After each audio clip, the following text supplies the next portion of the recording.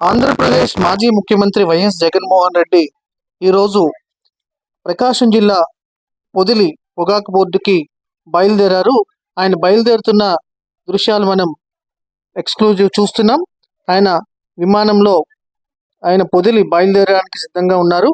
ఇక్కడ పొగాకు రైతులు ఏదైతే ఇబ్బందులు పడుతున్నారో, పొగాకు రైతులకు ఏదైతే గిట్టుబాటు ధర రావట్లేదో దానిపైన ప్రస్తుత ప్రభుత్వంపై ఒత్తిడి తీసుకొచ్చి పొగాకు రైతులందరికీ కూడా మంచి జరిగేలా, మంచి గిట్టుబాటు ధర వచ్చేలా ప్రయత్నించడానికి సంబంధించి జగన్ ఇప్పుడే బయలుదేరారు. ఆ బయలుదేరుతున్న దృశ్యాలు మనం వీక్షిస్తున్నాం. మనం అక్కడ వైఎస్ఆర్సిపి శ్రేణులు అతనికి ఘన స్వాగతం పలికారు.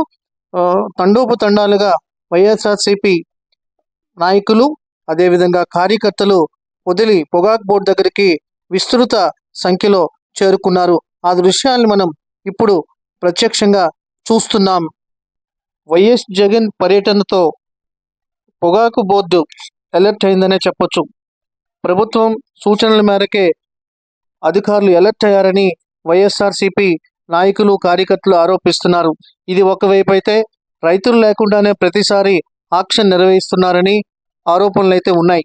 ఇప్పటి వరకు పొగాకు రైతులకి ఏమాత్రం సర్కారు పట్టించుకోలేదని, అదేవిధంగా వైఎస్ జగన్ పర్యటనలో భాగంగా హడావడిగా కొనుగోళ్లు ప్రతిరోజు బేళ్లతో 40% మాత్రమే కొనుగోలు జరిగితే ఈరోజు జగన్ వచ్చే లోపల 90% బేళ్లు కొనుగోలు చేయాలని, అదేవిధంగా జగన్ అక్కడికి బోర్డుకు చేరుకునే లోపల ఆక్షన్ ముగించాలని అధికారులపై ఒత్తిడి ఉన్నట్టు వైఎస్ఆర్సిపి వర్గాలు ఆరోపిస్తున్నాయి.